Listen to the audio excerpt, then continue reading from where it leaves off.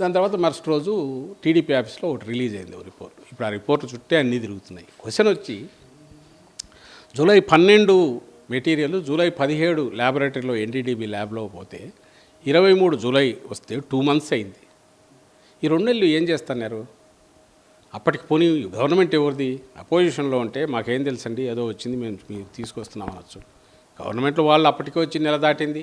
I think ఆయన June 12 అంటే June 4 results వచ్చాయి. అప్పటి నుంచే వాళ్ళ అడ్మినిస్ట్రేషన్ కంట్రోల్లో, దానికి ముందు నుంచే ఎలక్షన్ కమిషన్ దీంట్లో ఉన్నప్పటి నుంచే ఒక రకంగా అడ్మినిస్ట్రేషన్ కంట్రోల్ తెచ్చుకున్నారు ఈసీ ద్వారా. అండ్ ఎప్పుడైతే June 4 ఎలక్షన్ రిజల్ట్స్ వచ్చే పూర్తి కంట్రోల్లోకి వెళ్ళిపోయింది.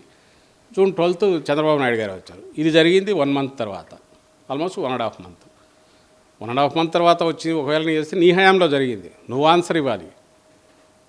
రెండవది, నీ హయాము జగన్మోహన్ రెడ్డి గారి హయామని లేకుండా ఫస్ట్ నుంచి ఇప్పుడు కూడా దెర్ ఆర్ సిస్టమ్స్ తిరుమల. దీంట్లో పూర్తిగా ఆ చెకింగ్ సిస్టమ్స్ అనేవి దే ఆర్ అంత ఎక్స్టెంట్కి ఉన్నాయంటే ఆటోమేటిక్గా రిజెక్షన్కి అయ్యేది.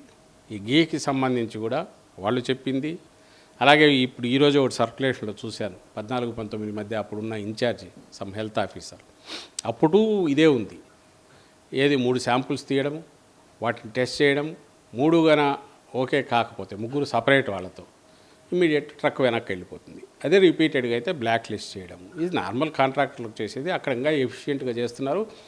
మా గవర్నమెంట్లో దాన్ని ఇంప్రూవ్ చేసి ల్యాబొరేటరీ ఫెసిలిటీస్ పెంచి, అంతకుముందు హెల్త్ ఆఫీసర్లు ఇన్ఛార్జ్ ఉంటే తీసి ఒరిజినల్ దాని కాంపిటెంట్ అంటే CFTRI మైసూర్లో ఉంది, central food technological research institute అని, they are the real competent scientist. అప్పుడే రిటైర్ ఆయన తీసుకొచ్చి ఆయన కింద 12 మంది స్పెషలిస్టులను పెట్టి రియల్ టెస్ట్లు, ఇన్స్ట్రుమెంట్స్ కూడా పెంచి, ఎక్విప్మెంట్ లేటెస్ట్ ఈరోజు ఏదైతే ఎన్డీటీబీలో చేశారో దానికోసం కూడా కొటేషన్లు కాల్ఫార్ చేసి ఇవన్నీ చేస్తూ వచ్చాం.